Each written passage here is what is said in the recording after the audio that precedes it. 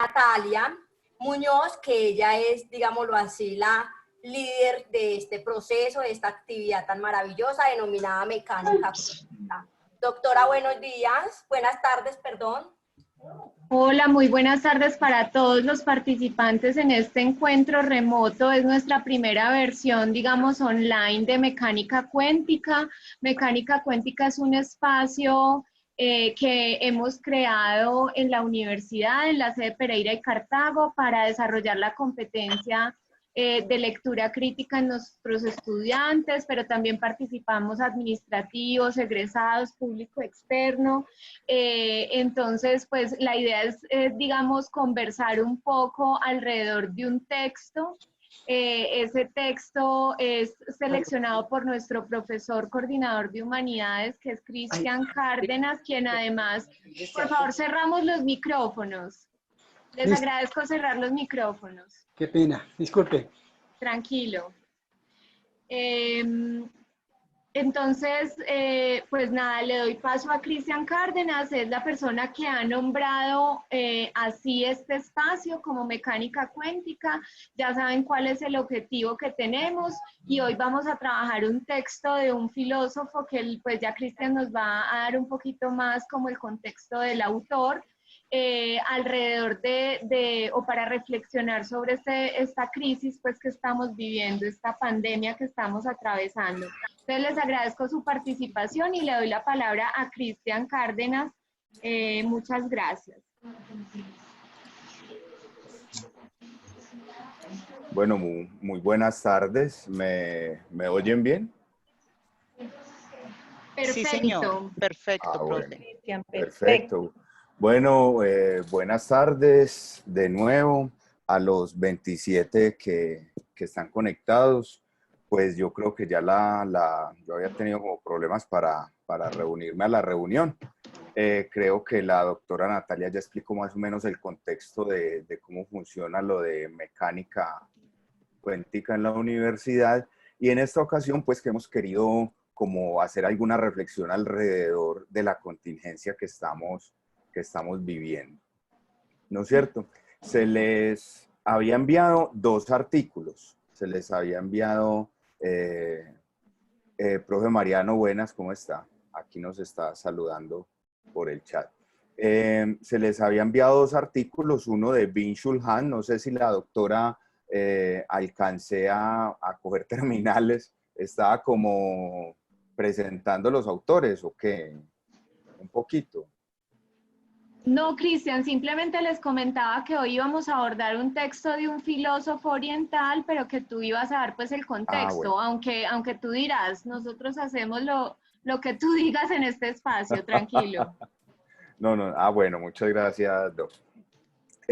No sé, grabemos, no, ¿quién es el anfitrión de la reunión? Perdón. Hola, David. Cristian, ya estamos grabando. Bueno, perfecto, para que nos quede pues como la evidencia.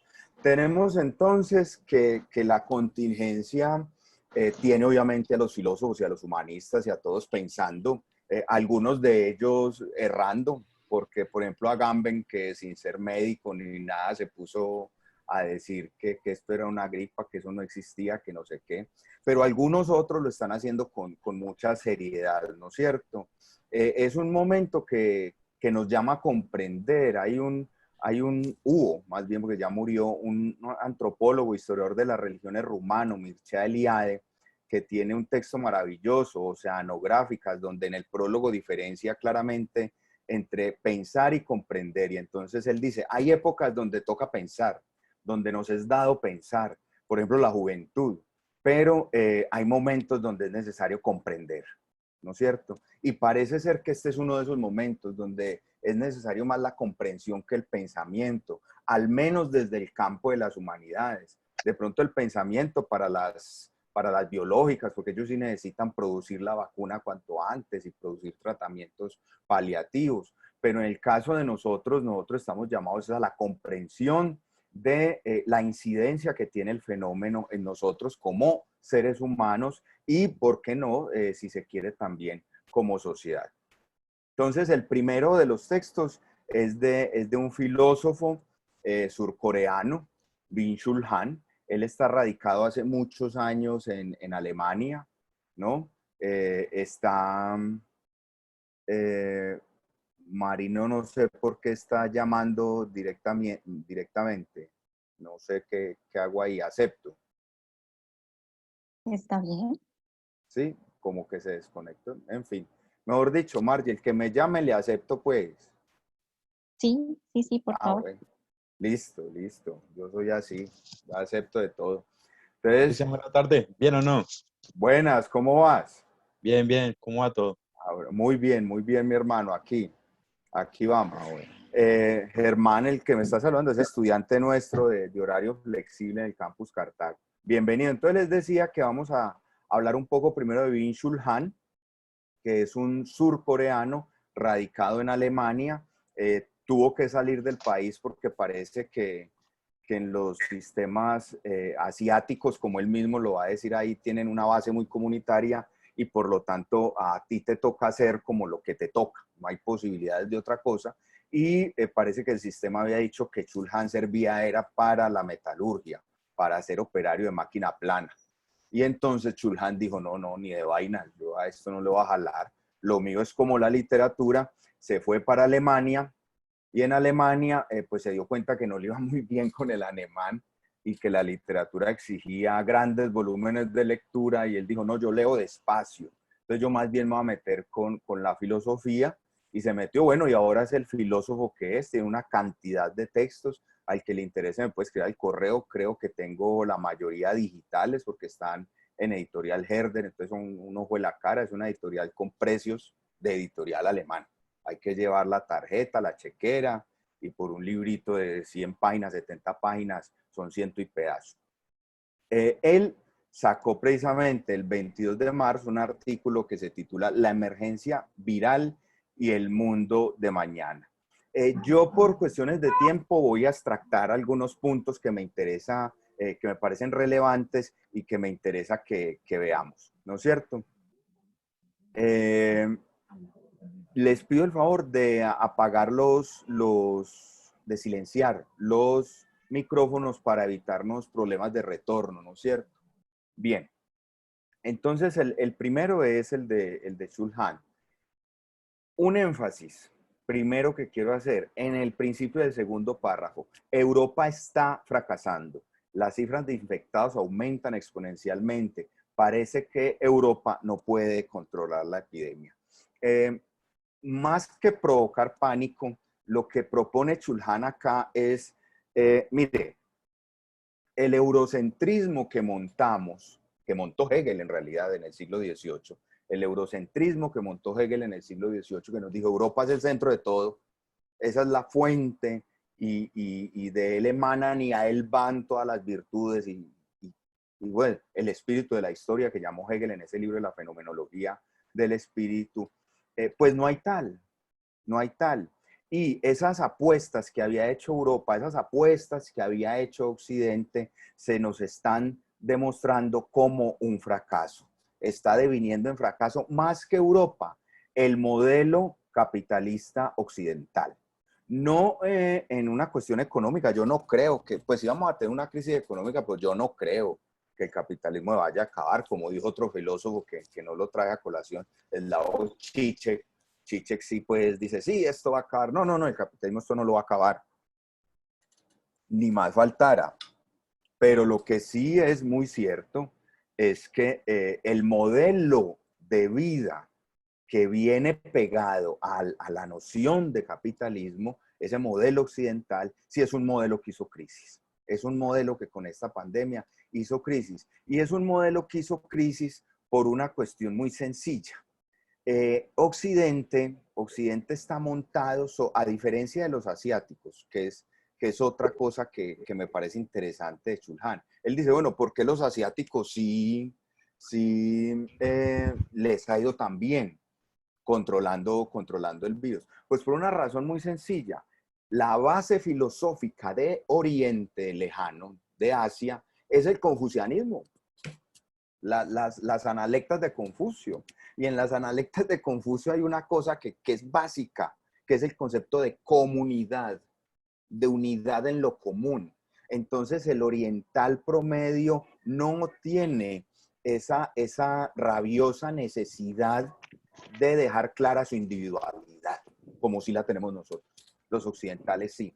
Nos vivimos fascinados con nosotros mismos, con lo que somos como individuos, con las características propias, con la personalidad como me hace, y vivimos orgullosos de eso. El oriental no. El oriental tiene un sentido comunitario más arraigado. Por eso tienen más disciplina social. Por eso es mucho más fácil que en un país como Corea del Sur, o como China, o como Singapur, ¿no?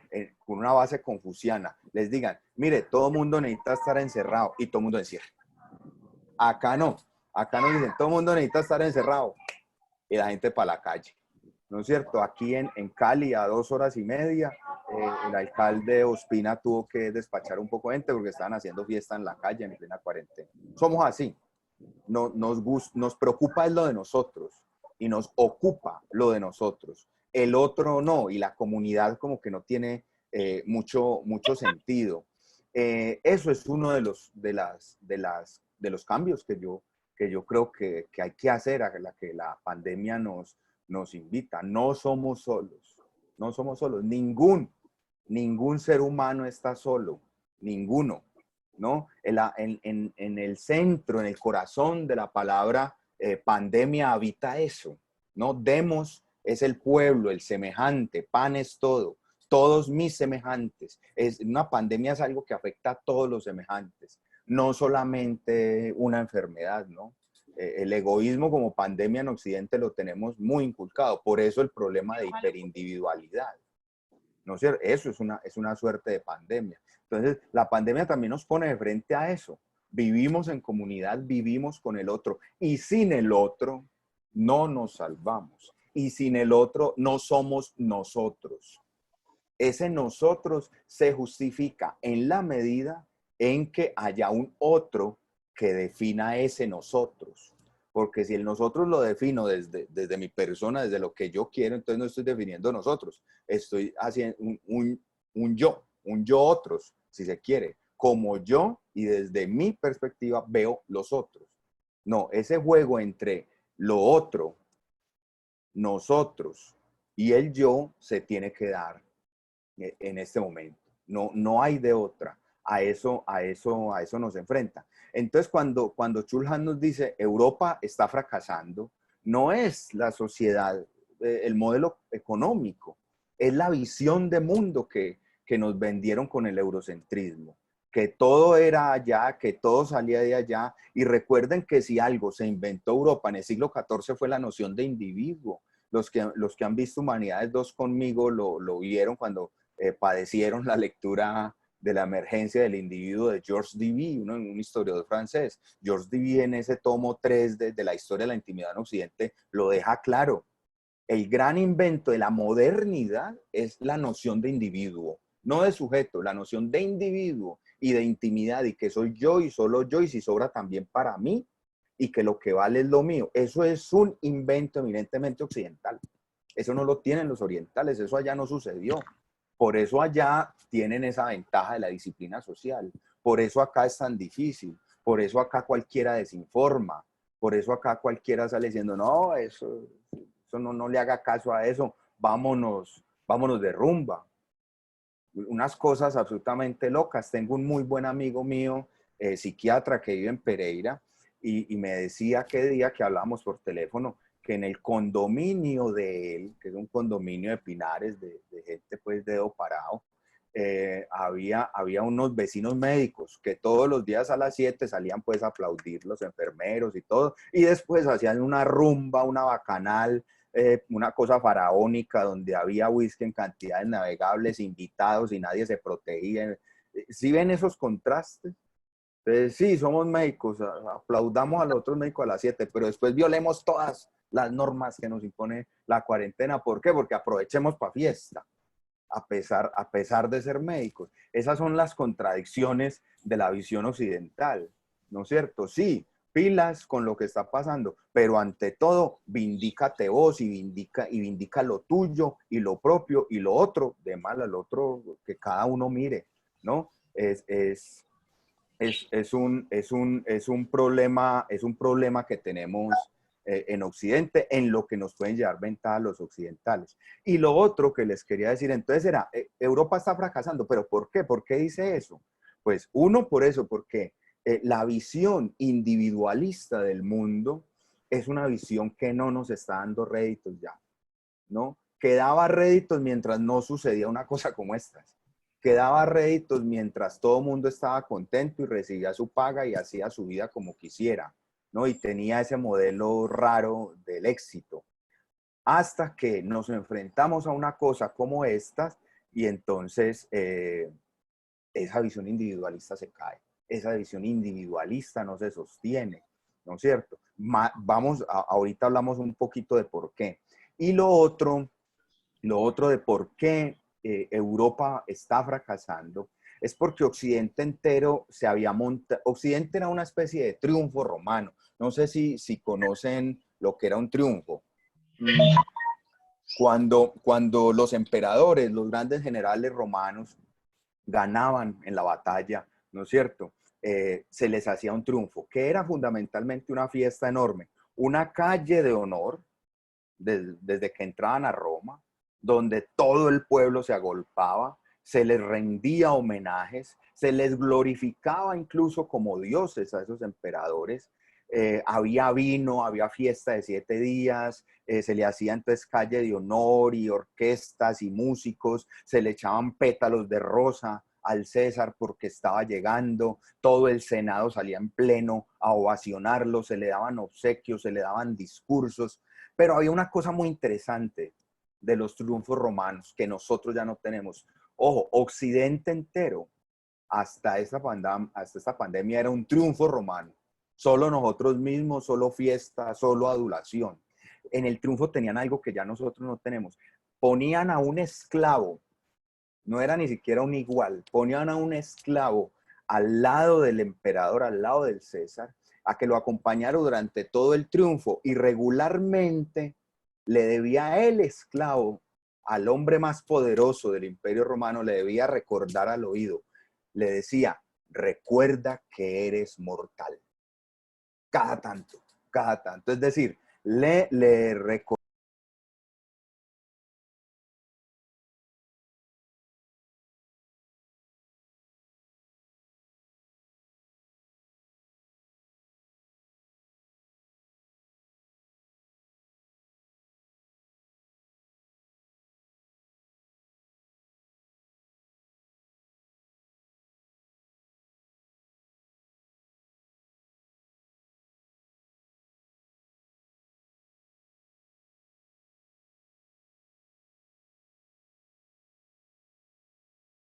Hola, Cristian, no te escuchamos. El profesor Cristian ya va a ingresar, le pasó algo, entonces ya va a ingresar. Ok.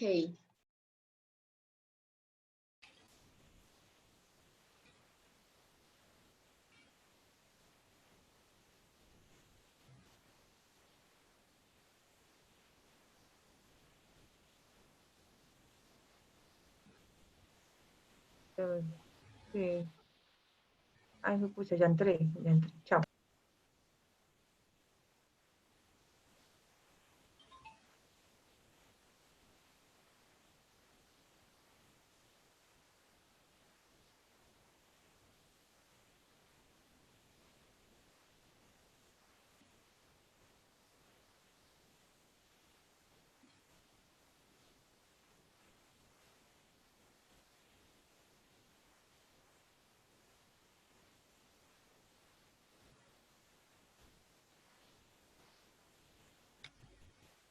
Gracias.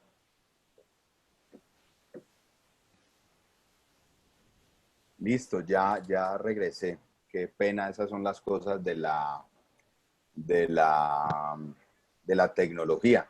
Después de esta pausa dramática, en donde parecía que todo se había acabado, continuamos. Entonces les decía, la sociedad nuestra estaba formada como eso, como un triunfo romano. pero no teníamos el esclavo que nos recordara que éramos mortales, que éramos mortales. Eso es muy importante. ¿Por qué? ¿Qué ha hecho la pandemia? Colectivizó, es decir, en una sociedad cuya preeminencia es el individuo y el individualismo a ultranza, la pandemia colectivizó nuestra fragilidad. Nuestra fragilidad la volvió comunitaria. Entonces, la pandemia fue el esclavo que nos recordó de nuevo, recuerde que son mortales, que no son la sociedad y la especie tan exitosa que creen que son, ¿no? En ese sentido, pienso yo que es un llamado, que es un cimbronazo importante, ¿no es cierto? Lo mismo pasaba en las coronaciones papales. En las coronaciones papales, cuando les ponían la tiara, que eran 3 coronas en una sola, en las coronaciones papales que eran de un Fausto y de un lujo y de una cosa, siempre había un cardenal diácono, es decir, de los cardenales más bajos, que se paraba frente al nuevo papa cuando ya estaba coronado, con una antorcha y se la pasaba al frente del rostro y le decía, sic transit gloriam mundi, así pasa la gloria del mundo, ¿no es cierto? Es decir, es solamente una pavesa, es solamente un pasón de un fuego, es una luciérnaga, la gloria del mundo. No piense que esto va a ser eterno, no piense que todo lo tienen ganado. Y nosotros como sociedad parecía que nos habíamos olvidado de que éramos frágiles, que nos habíamos olvidado de nuestra finitud, de que nos acabamos. Eso es fundamental entenderlo para poder subsistir sobre todo con menos orgullo y con más cuidado. Pero ese tipo de fragilidad no la habían quitado, nos habían hurtado. Ojo, yo hablaba aquel día con un amigo y decía, no, pero ¿cómo así que la fragilidad y la muerte? No, la muerte siempre ha estado presente en Occidente. Es más, la volvieron show y la volvieron artículo de consumo. Vemos muerte por toda parte en las noticias. La muerte, lo que nos habían hurtado era la noción de mortalidad. Eso era lo que no teníamos. La muerte sigue siendo un show y la veíamos a toda hora. Pero la noción de nuestra mortalidad, de nuestra finitud, de que nos acabamos, de que es posible que un ser microscópico acabe con todo, eso es un cimbronazo que nos recuerda la realidad. Es que esa ultra individualización, que es lo otro que plantea Chulhan más adelante sobre la realidad, hizo que nos olvidáramos de la realidad. La realidad era fundamentalmente digital y teníamos acceso a muchas cosas, pero desde la pantalla. Eso no está mal. Hoy vemos que nos está salvando en muchos sentidos estas nuevas tecnologías. El problema era que la gente había perdido lo que en filosofía llamamos el principio de realidad. Habían pensado que ese éxito a ultranza, es que mire, les doy un dato curiosísimo, pues a mí eso me parece curiosísimo. 15 días antes de que se declarara pandemia en Europa y acá, la Organización Mundial de la Salud había convocado un simposio a los mejores profesionales sobre medicina y otras ciencias del mundo a un foro sobre la posibilidad muy seria de que a partir del 2025 el promedio de vida de la especie era de 120 años. Oiga, pues no estoy echando carretas, esto está en la prensa y lo pueden ver. 15 días antes íbamos a hacer un foro mundial sobre la posibilidad seriosísima de que nuestra especie llegara a los 120 años como promedio. Y llega esto y ¡pam! Nos enfrenta a la realidad, ¿no? Los asiáticos en eso, como les digo y lo que dice Chulhan, nos llevan una ventaja. El teatro japonés tiene dos variables. Teatro no, es un teatro bellísimo, pero absolutamente descrestante para uno porque es un tipo contorsionándose solo. No dice nada, no pasa nada. Es una cosa, para uno como occidental es muy descolocante. Y está el teatro tabú, el teatro Kabuki, sí, Teatro Tabucchi, creo, no estoy muy seguro. Este otro teatro, sí es narrativo, suceden cosas muy parecidas al teatro nuestro, pero hay una cosa que ese teatro siempre lo tuvo, que entre nosotros Bertolt Brecht se lo va a inventar, pero en el siglo XX, los japoneses eso lo tienen desde hace mucho rato, que es el hombre de negro. Así como en el triunfo del César había un esclavo que le recordaba que es mortal, así como en la coronación del Papa había uno de los cardenales de más bajo rango que le recordaba que la gloria del mundo pasa muy pronto, que a eso no se debería aferrar. En el Teatro Tabucchi hay un hombre de negro y es un tipo vestido absolutamente todo de negro y es un tipo de quien los personajes no son conscientes, pero los espectadores sí. Entonces el hombre de negro de un momento a otro, un reloj que está desaparecido, que el personaje no encuentra, el hombre se lo pasa, se lo pone por allí en la mesita de noche, o le pasa una cacerola a la señora, o le corre un mueble para que no se choque ese personaje. Los personajes no son conscientes de la existencia de ese hombre de negro, pero los espectadores sí. En el origen del teatro Tabucchi, el hombre de negro era para recordarle al espectador una cosa básica. Recuerda que esto no es la realidad. Recuerda que esto es ficción. Recuerda que esto es una representación.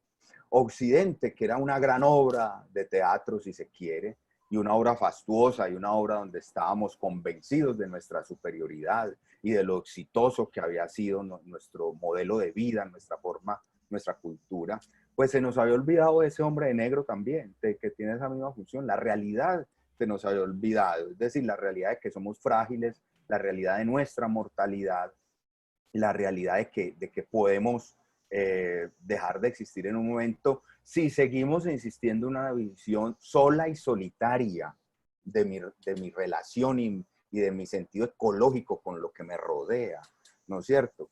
Es una cosa muy importante que me parece, por eso escogí el de Chulhan, porque Chulhan lo que nos está diciendo es, mire, hay que rescatar un sentido de solidaridad de especie, de que estamos todos juntos en esto, de que no vamos solos y de que es imposible que nos hagamos solos.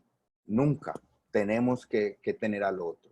Y el otro artículo de un filósofo francés, ya de alguna edad, Alain Badiou, me parece importante porque lo que yo noto es que sí, la pandemia por un lado, es decir, muy poca gente la ha tomado como oportunidad para reflexionar este tipo de cosas. Unos procuran dar explicaciones científicas, sean científicos o no, y muchos otros, ya sea por el encierro o bueno, qué sé yo, han recurrido al pánico, ¿no? Y al miedo y las noticias falsas y que tómese esta jugo de níspero, que esto ya los científicos brasileños comprobaron que era lo último para que el bicho no le pegue. Y volvimos a caer, dice Badiou, en unos misticismos propios del medioevo, ¿no es cierto? Y cito, parece que la prueba epidémica disuelve en todas partes la actividad intrínseca de la razón y obliga a los sujetos a volver a los tristes efectos, misticismo, fabulaciones, profecías y maldiciones que la Edad Media era costumbre cuando la peste barrió los territorios. Entonces, esta es otra cosa que me parece que tenemos que tener clara con compañeros y muchachos y todos. No podemos, sí, es preocupante, no estoy diciendo, tampoco vamos a cometer el error de decir, no, esto es una cosita, no, es preocupante.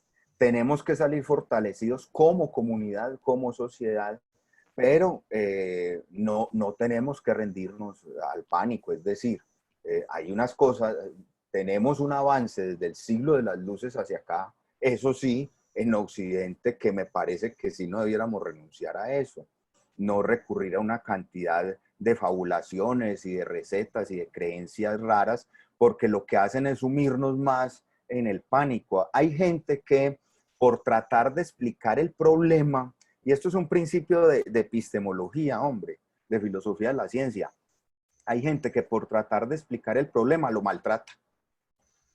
Imagínate, una cosa es que usted me quiera explicar el problema y me lo didactice, y si a uno le explican algo, uno termina más tranquilo luego de la explicación. Pero si luego de tu explicación yo lo que hago es entrar en pánico, pues mi hermano, usted no me ha explicado nada, usted ha maltratado el tema, ¿no? Lo ha cogido de los cabellos y lo ha usado como manera de que todos, pues que en medio de todos cunda el miedo y eso no puede pasar. Es decir, hay unas cosas que son claras. Ni por un lado el miedo, ni por un lado la frescura de un Bolsonaro o de otros, ¿no? Es decir, hay unas cosas que son claras. Es una pandemia, es una virosis, tenemos que cuidarnos, sí, pero pasará. ¿No? Recordemos los fragmentos de Heráclito, los aforismos de Heráclito. Esto puede ser una bobada lo que voy a decir, pero es así. Todo lo que tiene principio tiene fin. Todo lo que comienza acabará. Es decir, esta no es la primera pandemia del mundo, ni va a ser la última, ¿no? Que esta tiene unas condiciones que la hacen muy contagiosa, que tuvimos que recluirnos, tuvimos que distanciarnos, pero esto también pasará. Todas pasan, todas pasan. Lo que no podemos hacer es o caer en misticismos y en el pánico, o caer en la subvaloración del problema, porque también creemos que no sucede, y salir peor de lo que entramos. Es también cierto, y esto hay que decirlo de frente, ¿no es cierto? Y sin ambajes. Es probable que al final de la tragedia también habite el horror, y es probable que después de esto, en vez de mejorar, nos volvamos aún más individualistas, el sistema de capitalismo de mercado se acreciente y se ahonde, cuando lo que estamos llamados es a pensar y a comprender la crisis más bien para repensarnos. Cuando salgamos de esta, que seguro que vamos a salir, la idea es comenzar a repensarnos como sociedad, comenzar a repensarnos como individuo. No sé si les ha pasado, pero yo creo que uno se da cuenta de que uno vive con muy pocas cosas, hombre. Uno vive con muy pocas cosas. Uno necesita una cama, necesita un poco de ropa, alimento y ya. Pero cuando no estábamos en el aislamiento parecía que necesitábamos de todo. Y cada 8 días a consumir a esas catedrales que son los centros comerciales y a gastar y a tener más cosas y a llenarnos de cosas. Incluso revalorar el valor del dinero. No que no lo necesitemos, pero yo creo que todos nos estamos ahorrando una cantidad de cosas sin salir. Y usted puede que tenga el dinero ahí, pues, ¿para qué si no puede ir, ni gastar, ni pasear, ni no sé qué? ¿No es cierto? Es un poco yo me imagino que nos está pasando un poco la experiencia de Daniel Defoe. Escribe una novela que es Robinson Crusoe, no sé si la han oído, de Robinson Crusoe, un náufrago en una isla al frente de Chile. Y Robinson Crusoe, que es un cuáquero, es un protestante británico, entonces del naufragio él rescata un cofre y lo primero que hace es bueno, abre el cofre y ve un poco de dinero. Dice, uy, el dinero, venga, cojamos el dinero. Y en ese momento como que cae a pesar de su herencia cuáquera y dice, bueno, ¿y yo para qué? En esta isla que yo no sé si me van a salvar, ¿yo para qué dinero? No, más bien me sirve este cuchillo, más bien me sirve aquí estas tablas para una fogata, más bien me sirve este poco de alimento, más bien me sirve, comienza a darle utilidad a las cosas que de verdad la tienen, a darle valor a las cosas que de verdad la tienen. La doctora Caterine nos hace una cita de este novelista checo, Milan Kundera. El hombre nunca puede saber qué debe querer, porque vive solo una vida y no tiene modo de compararla con sus vidas precedentes y enmendarla en sus vidas posteriores. Claro, es esta la que tenemos y deberíamos aprenderla a vivir bien. Aristóteles eso le llamó eudaimonía. La eudaimonía es quien sabe vivir, quien sabe qué necesita para vivir y quien sabe quién tiene, por ejemplo, que sí, nos tocó aislarnos, pero sus amigos, su familia, tiene una red afectiva que lo soporta, puede tener unos ahorritos, ve que tantas cosas no definen su existencia ni su vida. Eso es la eudaimonía, que se nos había olvidado, ese principio de la felicidad aristotélico por la alegría del consumo, de este triunfo occidental, que todo eran bambalinas y todo era pues una idea de éxito muy rara, ¿no? El éxito, como todos sabemos, es un almacén que queda en el parque, ¿no es cierto? Eso pues está como claro. el celular que todo Muchas veces está uno no aquí, necesita sí. tocar, sino medio está bien cerquitica y se acciona. Sí.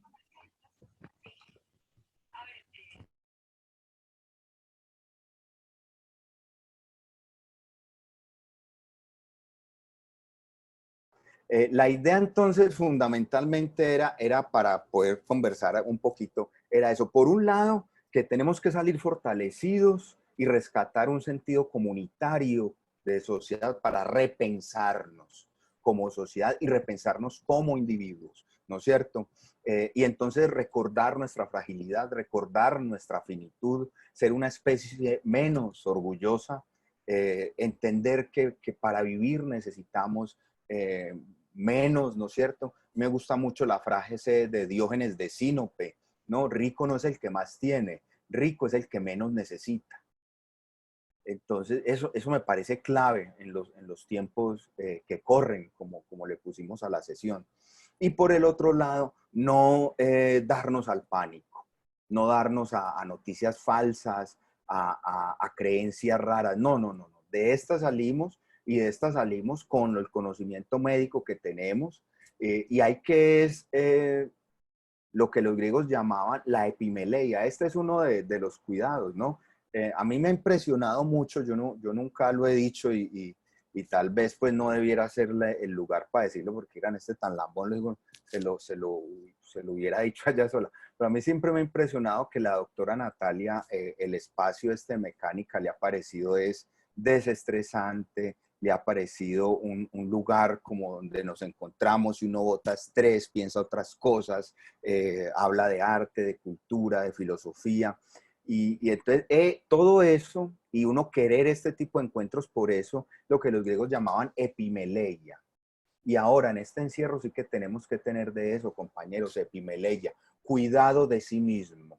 La epimeleia es practicar el pensamiento, la lectura, escuchar música, cocinar, los que podemos hacer ejercicio, conversar con la pareja para cuidarse a sí mismo. Ese ejercicio, el ejercicio de las humanidades sobre todo, es un ejercicio de cuidado de sí, de epimeleia, porque si yo no me cuido a mí, no puedo cuidar del otro. Es así de básico, es fundamental para cuidar del otro, para ese sentido de comunidad, cuidarme yo, ¿no es cierto? El espacio siempre ha sido como de literatura y tal. Este es uno de los pocos que nos hemos decantado por la filosofía, pero yo no quiero terminar sin leer un fragmento de 100 años de soledad que me parece maravilloso para este momento, para estos tiempos que corren. En 100 años de soledad, recuerden que llega primero la enfermedad del insomnio, y esa enfermedad del insomnio les produce la peste del olvido. Y ante esa peste, pues Macondo se encierra y entra en cuarentena. Y este es un fragmento maravilloso que yo creo que nos sirve, que me permito pues con la venia de ustedes leerles. Comillas. Fue Aureliano quien concibió la fórmula que había de defenderlos durante varios meses de las evasiones de la memoria. La descubrió por casualidad. Insomne experto, por haber sido uno de los primeros, había aprendido a la perfección el arte de la platería. Un día estaba buscando el pequeño yunque que utilizaba para laminar los metales y no recordó su nombre. Su padre se lo dijo. Tas. Aureliano escribió el nombre en un papel que pegó con goma en la base del yunquecito. Tas. Así estuvo seguro de no olvidarlo en el futuro. No se le ocurrió que fuera aquella la primera manifestación del olvido, porque el objeto tenía un nombre fácil de recordar. Pero pocos días después descubrió que tenía dificultades para recordar casi todas las cosas del laboratorio. Entonces las marcó con el nombre respectivo, de modo que le bastaba con leer la inscripción para identificarlas. Cuando su padre le comunicó su alarma por haber olvidado hasta los hechos más impresionantes de su niñez, Aureliano le explicó su método y José Arcadio Buendía lo puso en práctica en toda la casa y más tarde lo impuso a todo el pueblo. Con un hisopo entintado marcó cada cosa con su nombre: mesa, silla, reloj, puerta, pared, cama, cacerola. Fue al corral y marcó los animales y las plantas: vaca, chivo, puerco, gallina, yuca, malanga, guineo. Poco a poco, estudiando las infinitas posibilidades del olvido, se dio cuenta de que podía llegar un día que se reconocieran las cosas por sus inscripciones, pero no se recordara su utilidad. Ojo. Entonces fue más explícito. El letrero que colgó en la cerviz de la vaca era una muestra ejemplar de la forma en que los habitantes de Macondo estaban dispuestos a luchar contra el olvido. Esta es la vaca. Hay que ordeñarla todas las mañanas para que produzca leche. Y a la leche hay que hervirla para mezclarla con el café y hacer café con leche. Así continuaron viviendo en una realidad escurridiza, momentáneamente capturada por las palabras, pero que habría de fugarse sin remedio cuando olvidaran los valores de la letra escrita. Ese es el fragmento que les quería leer. Me parece un fragmento maravilloso porque nos enfrenta a algo. En ocasiones, las pandemias, sea la del egoísmo en que vivíamos antes o sea esta, hace que olvidemos el valor de las cosas. Hacen que olvidemos la función para la que las cosas fueron hechas. Hacen que olvidemos los inventos fundamentales, los más grandes inventos, que no son el internet, ni el celular, no, los más grandes inventos, el invento de la amistad, el invento de la conversación, el invento del amor, el invento de compartir. Esos son los grandes inventos, esos son los que nos hacen lo que somos. Y es fundamental que en medio de la peste, como José Arcadio, recordemos eso, marquemos en nuestras mentes y en nuestros corazones esos inventos para que no se nos olviden, para que cuando se acabe la cuarentena no salgamos como zombies, como gente insomne que sale de las cuevas y no sabe en qué mundo está. No, recordemos, rescatemos, desempolvemos las cosas fundamentales para nosotros y sobre todo, no solo cómo se llaman, sino también para qué sirven. ¿No es cierto? Esas amistades, la familia, volvamos a llamarlos, reconciliémonos con el que no tenemos tiempo para eso ahora, hombre. No quiero pues que esto parezca como un discurso religioso, aunque puede sonar, pero es que es eso. Me parece muy bello esa manera como dicen allí, que esa fue la manera como los habitantes de Macondo estaban peleando contra el olvido. La manera que tenemos, compañeros, de pelear contra olvidar lo que somos como especie en estos momentos es precisamente la palabra, como en Macondo. Recordarnos para qué estamos hechos, recordar lo fundamental de lo que somos, nuestros inventos fundamentales, lo que nos ha hecho humanos, lo que nos ha hecho esta especie, más que lo que hemos hecho como especie, es lo que nos ha hecho la especie que somos, ¿no es cierto?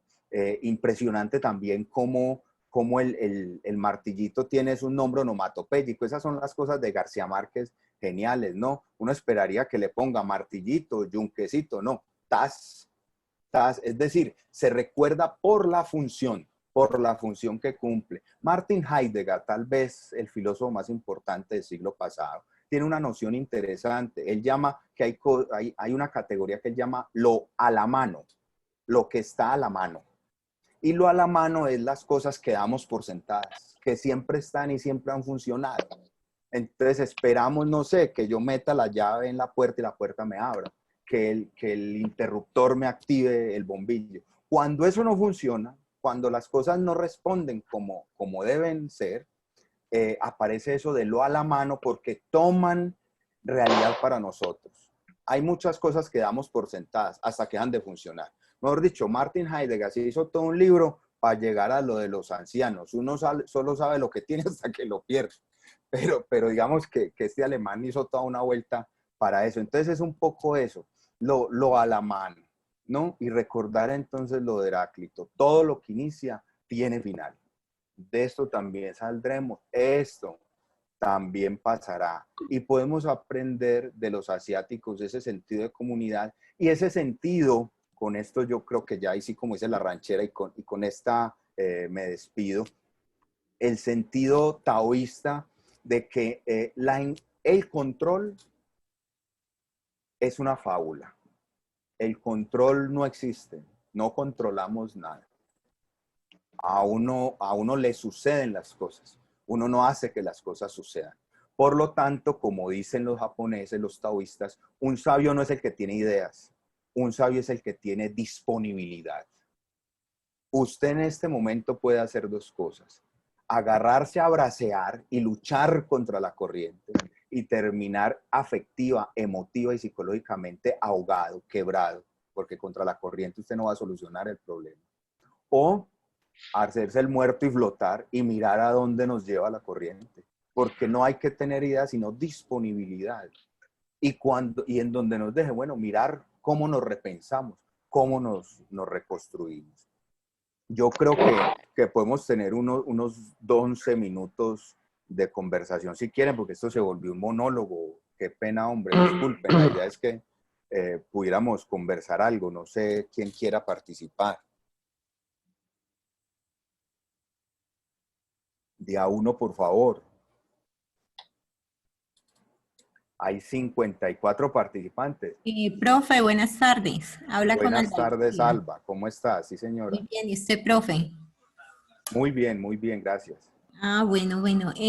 Con respecto pues a esta charla que estamos teniendo el día de hoy, esta reflexión, pues realmente esto nos deja mucho que pensar. Y lo digo por una situación que estoy viviendo de manera particular con un hermanito mío que vive en el Ecuador y que le está afectando eso del coronavirus.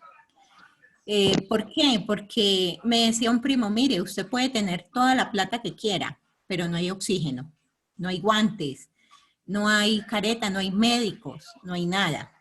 Y usted puede tener la plata, yo le decía, yo le mando la plata, consígamelo, porque mi hermanito está en ese momento pues que dio positivo. Sí. Y no había forma, o sea, apenas anoche hasta la 1 de la mañana se pudo hacer algo con él, pero iba grave.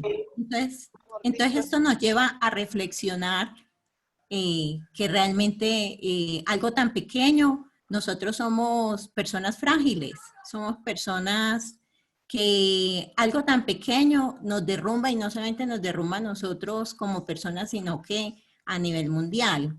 O sea, debemos repensar todo, cómo estamos viviendo, hacia dónde vamos, qué estamos haciendo, vamos a seguir viviendo de esa manera individualista. Bueno, o sea, mucho nos lleva a pensar esto. Claro que sí, Alba, cómo no. Y yo creo que de parte mía y de la universidad, toda la solidaridad nuestra contigo y con tu hermano.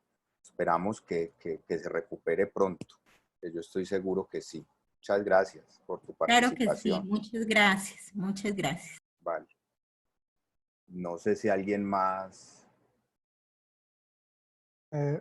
Cristian, ¿cómo estás? Muy bien, John. Cuéntanos. Cuenta, ¿cómo te ha ido? Bien, hermano. Aquí trabajando mucho. Pues yo sí quisiera referirme al concepto que tú trabajaste sobre comunes, que es algo que le hace falta mucho, no solamente a la concepción filosófica y ontológica de Occidente, sino también al ciudadano de a pie. Sí. Y hay algo que realmente, que vos lo traías ahorita a colación, y es que trae la pandemia trae la noción de lo colectivo. Yo no soy un individuo que realmente estoy centrado en mí mismo y en mi sueño particular, sino que soy un sujeto, y por eso me parece tan interesante la noción filosófica de sujeto, un sujeto que pertenece al colectivo, y ese colectivo me pertenece a mí. O sea, es una relación totalmente pluridireccional de mi vida con respecto a las vidas del entorno. Y a eso se le olvidó al occidental. Al occidental se le olvidó eso porque el occidental asume que el sueño particular y que el sueño personal es realmente la felicidad. Mientras que al oriental le interesa la felicidad colectiva, y en la medida en que tú crezcas como individuo, aportas a la felicidad colectiva. Entonces hay dos proyectos humanos, o el proyecto de la felicidad o el proyecto del éxito en Occidente, y están divididos. Qué bien. Pero en Oriente no, en Oriente tú tienes las dos cosas a la vez, ¿cierto? Porque haces parte del colectivo, ayudas al colectivo, pero también tu particularidad es importante. Eso para mí es fundamental cuando me siento con los estudiantes, pero también cuando veo la gente en la calle. A mí me gusta caminar mucho, y en el caminar uno encuentra no solamente los personajes literarios que tiene Pereira, sino también las formas en que nosotros interactuamos. Este llamado que tú hacías al colectivo también es un llamado a la otredad, al principio ético de la otredad. Y a los que nos gusta la filosofía y que trabajamos desde la filosofía, sabemos que el principio de la otredad es un principio no solamente griego, sino también es un principio que es común a la humanidad. O sea, el otro también es importante. Cuando yo veo otro como parte de mí, pues puedo transformar el mundo, como pasa con Corea, como pasa con China, que tienen unas economías que surgen de grandes conflictos, el mismo Alemania, de grandes conflictos, pero que se unen para producir realmente el bienestar general. Sí, señor. A mí me interesa mucho ese concepto que tú trataste, y me parece que es fundamental ahora, y el concepto de no desanimarnos y de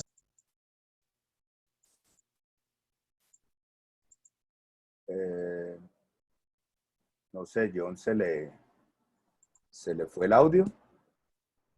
¿Quién sabe qué? Ya terminé, Cristian. No, es que se te fue el audio. Ya. Pues entonces lo que Ya. te decía era eso. Simplemente que el concepto de lo colectivo está muy vinculado a un elemento griego que es la otredad, el principio de la otredad, y no de tragedia. Creo que es fundamental lo que dice. Vale, muchas gracias, profe John. Muy interesante el aporte, eso de la felicidad y el éxito. Qué bien, qué bien. Aquí entonces nos compartió pantalla, yo creo que Margie, ¿o qué? ¿O quién? Sí, a solicitud de Natalia Soto, la coordinadora nacional del CIP, les comparto el documento que tú nos trajiste. ¿Cómo así? Es que esto era nacional. Pues tienes muchos Sí. invitados esta tarde. Bruta, Sí. Cristian, y aprovecho esa intervención de Margie porque pues la idea de este encuentro era hacer extensiva la invitación a otros campus y a público externo. Yo considero, como lo planteabas tú, muy, muy valioso este ejercicio de mecánica cuéntica. Muchas personas lograron entrar un poco pues tarde a la sesión y no escucharon, digamos, la presentación inicial y el objetivo que tiene este espacio. Yo quiero recordarles ese objetivo y darte la palabra después a ti, Cristian, para que nos cuentes un poquito, digamos, por qué se llama mecánica cuéntica. En principio, contarles pues a las personas de otros campus, a nuestros egresados o a público externo que haya ingresado a la sesión después de las 3 y que no lograron escuchar, les cuento que Mecánica Cuéntica es un espacio que creamos en Pereira y Cartago para hacer, digamos, un ejercicio de lectura crítica, tomar textos, imágenes, sobre todo hemos trabajado mucho sobre la literatura para hacer reflexiones y hacer también un trabajo de desarrollo de competencias de lectura crítica a nuestros estudiantes. Además ha sido un encuentro, un espacio para encontrarnos los administrativos y digamos, parar un poco la lógica de la gestión y meternos en todo este mundo maravilloso de la literatura. Entonces, este es un espacio que hacemos de manera presencial, pero que ahorita gracias a esta, digamos, oportunidad que nos abre esta contingencia, lo estamos haciendo vía remota y eso nos permite dar alcance a otros campus. Entonces, todos bienvenidos. Vamos a hacer otra sesión. Yo ya voy a cuadrar con Cristian cuando la haríamos. Ojalá fuera el viernes de la semana de Pascua. Ya yo coordino con él y a través de nuestra coordinadora Judy y Cristina, de los CIP de Pereira y Cartago, les estaríamos enviando la invitación. Entonces, Cristian, te doy la palabra para que nos cuentes por qué se llama este espacio mecánica cuéntica, porque así lo bautizaste tú. Entonces, te doy la palabra. Vale, doctora, muchas gracias. Bueno, pues bienvenidos, hombre, y qué rico que nos acompañen de todos los campus que puedan, ¿no es cierto? La directora de la sede, Marta Tobón, les envía un saludo y que nos da las gracias. No, a usted, doctora, por asistir y escuchar. Entonces, hace varios años, cuando comenzamos en la Universidad lo de las Humanidades y tal, la jefatura académica con la doctora Natalia, un día conversábamos y me propone, hombre, ¿por qué no, Cristian, creamos un espacio no curricular para que las humanidades se abra a la comunidad universitaria? Este es un espacio donde participan estudiantes, participan profesores, administrativos, de servicios generales, puede ir el que sea, no es un espacio curricular, que abrimos desde las humanidades para que la gente tuviera algo que ver con el arte y con el discurso de las humanidades en la universidad. En principio, lo teníamos muy enfocados a los cuentos. Entonces se me ocurrió a mí mirar, bueno, interpretar, hacer lectura crítica, hermeneusis de algunos cuentos, entonces cómo era la mecánica de esos cuentos. Y me pareció que la aliteración, se llama, de mecánica cuántica por mecánica cuéntica, como título ya sonaba como un gancho para que la gente asistiera y tal. En esto de enseñar literatura y arte, el hábito se hace el monje. Si uno tiene un título que llame la atención, la gente va, la gente se mete, la gente asiste. Y en principio lo enfocamos por ahí. Y ya en este momento, la última vez conversábamos con la posibilidad de comenzarnos a abrir a otro tipo de narración. Es decir, no es que se pierda lo de cuéntica, pero hay otras formas del relato, ¿no? Y estábamos hablando antes de la contingencia que estamos viviendo, de la posibilidad de hacerlo con cortos, de la posibilidad de poner una obra pictórica grande, un cuadro, interpretarla, mirar qué nos decía y tal. La posibilidad sigue allí. Me encanta que haya gente de otros campus. Los de humanidades lo conocen porque en varios encuentros nacionales, pues desde la sede lo hemos expuesto. La idea incluso ha sido con Johan y desde antes con Milton y con el doctor Manuel un poco replicarlo en las otras sedes. Entiende uno que ha sido difícil, las dinámicas de todas las sedes son diferentes, pero es un poco lo que hacemos, reunirnos alrededor de un relato, ya sea pictórico, cinematográfico, literario, incluso alguna vez, ¿por qué no podemos meternos con un disco y conversar un rato alrededor de eso? Normalmente lo hacemos con cafecito y galletas. Hoy tocó agüita, pero también se puede más adelante que hagamos más, porque yo veo que pues parece que fue un éxito, casi 60 personas conectadas entre la sede y el país. Yo pienso que en la contingencia lo podemos seguir replicando, o incluso después de la contingencia a nivel nacional lo podemos hacer también así. Claro. Cada uno se compromete a traer su café, eso sí, porque si no se los podemos mandar por domicilio, pero podemos cada uno con su café y tal. Ese es el inicio de esto y esperamos pues que, yo al menos espero que sea un espacio de reflexión, de distensión y nada, por aquí en la virtualidad de todas las demás sedes, bienvenidos. Es un placer, siempre son, no solo virtualmente, sino que en el eje cafetero también los queremos cuando quieran. Muchas gracias, Cristian. Aquí la directora de la sede, la doctora Marta, nos está dando una idea que yo considero que es muy pertinente y es revisar la herramienta que usó nuestra rectora para hacer, digamos, un encuentro remoto con todos los campus. Esa herramienta funcionó súper bien y se conectaron más de 1000 personas. Podemos buscar entonces esa vía tecnológica para hacer nuestro próximo encuentro. Le pediría también a Natalia Soto, la subdirectora de CIP a nivel nacional, para que nos ayude a reforzar, digamos, o nos ayude a difundir la invitación. Y qué bueno que podamos llegar con este espacio que es tan enriquecedor a nivel humano para todos nosotros. Podemos llegar a otras personas de otros campus. Entonces, Cristian, como siempre, fue sensacional. El encuentro es una mirada, a mí me gusta mucho porque es una mirada que juegas con la ranchera que está, digamos, oyendo la persona de a pie, pero también nos vamos para los griegos, pero también hacemos alusión a García Márquez, nos vamos para la filosofía por un lado, hacemos reflexiones también desde lo económico por el otro. Entonces esto, digamos, que es lo que nosotros queremos. La doctora Marta, mucho más. La doctora Sí. Marta está pidiendo la palabra. Sí, bien pueda. Doc, bien pueda. Hola. Hola, doctora, ¿cómo está? Bien, no, solamente quería pues como reforzar la idea de Natalia también.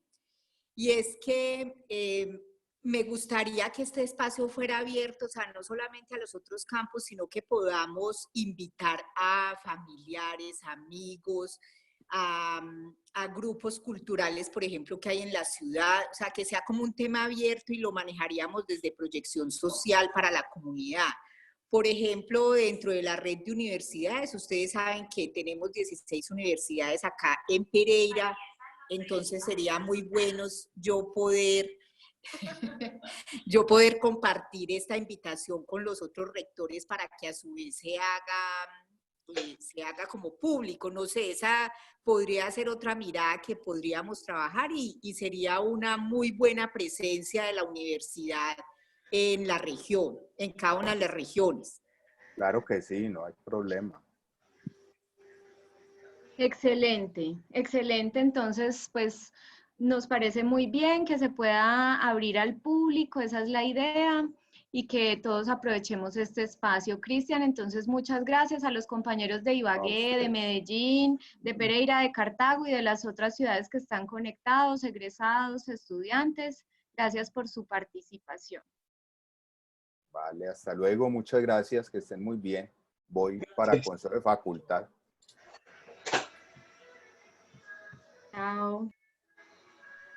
Hasta luego desde la casa de estudio.